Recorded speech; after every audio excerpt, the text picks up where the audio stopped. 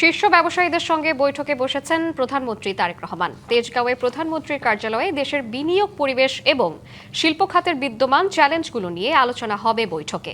রাজধানীর তেজগাঁওয়ে প্রধানমন্ত্রীর কার্যালয় থেকে বৈঠক নিয়ে আরও জানাচ্ছেন সহকর্মী শাহ ইমন। ইমন, ব্যবসায়ীদের মধ্যে কারা কারা এই বৈঠকে অংশ নিচ্ছেন এবং আলোচনায় কোন কোন বিষয়গুলো অগ্রাধিকার পাচ্ছে, কি তথ্য রয়েছে আপনার কাছে জানাবেন?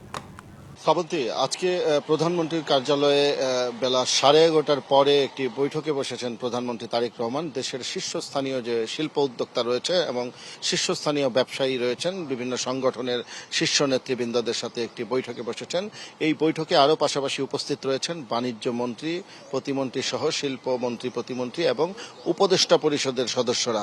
এই বৈঠকটির মূলত উদ্দেশ্য হচ্ছে, এজেন্ডা হচ্ছে যে সারা বিশ্বে যে জ্বালানি সংকট এবং মধ্যপ্রাচ্যের যুদ্ধের কারণে যে পরিস্থিতি তৈরি হয়েছে, সেই পরিস্থিতির মোকাবেলায় ব্যবসায়ী সমাজকে কিভাবে সহযোগিতা করা যায় এবং ব্যবসায়ী সমাজের কি ধরনের জ্বালানি সংকটের কারণে অর্থনীতির চাকা যেন সচল রাখা যায়, শিল্প কারখানা এবং কলকারখানা যেন সচল রাখা যায়, এই বিষয়ে যেমন ব্যবসায়ীদের সুবিধা অসুবিধার কথা এবং সরকারের পক্ষ থেকে কি ধরনের সহযোগিতা প্রয়োজন, এগুলো যেমন শুনবেন, পাশাপাশি প্রধানমন্ত্রী সরকারের পক্ষ থেকে কি ধরনের উদ্যোগ নেওয়া হতে পারে, এই বিষয়গুলো ব্যবসায়ীদের সাথে খোলাখুলি মত বিনিময় করবেন এবং সেই অনুযায়ী নির্দেশনা দিবেন, আমরা এমনটাই জেনেছি। এর পাশাপাশি এই মধ্যপ্রাচ্যের এই পরিস্থিতির কারণে যেমন সরকারের পক্ষ থেকে বেশ কিছু সিদ্ধান্ত আসছে, মার্কেট বন্ধ রাখা সহ সন্ধ্যা 6টার মধ্যে স্কুল কলেজ শিক্ষা প্রতিষ্ঠান উপস্থিতি কমিয়ে আনা, অনলাইনে ক্লাস নেওয়া, এই বিষয়গুলির প্রেক্ষিতে ব্যবসায়ী এবং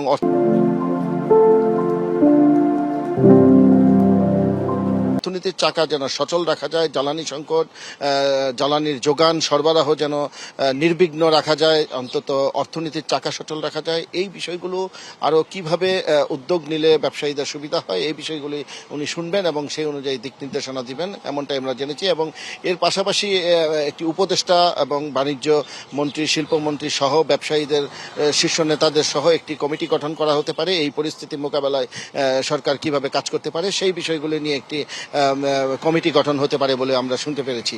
এর পাশাপাশি এই বৈঠকটি শেষ হলে মূলত আনুষ্ঠানিকভাবে একটি সংবাদ সম্মেলনের মাধ্যমে এর এজেন্ডা এবং কি কি সিদ্ধান্ত নেওয়া হলো সেগুলো বিস্তারিত আমি আপনাকে পরবর্তীতে জানিয়ে দিতে পারবো। শ্রাবন্তী। ইমন, আপনাকে ধন্যবাদ।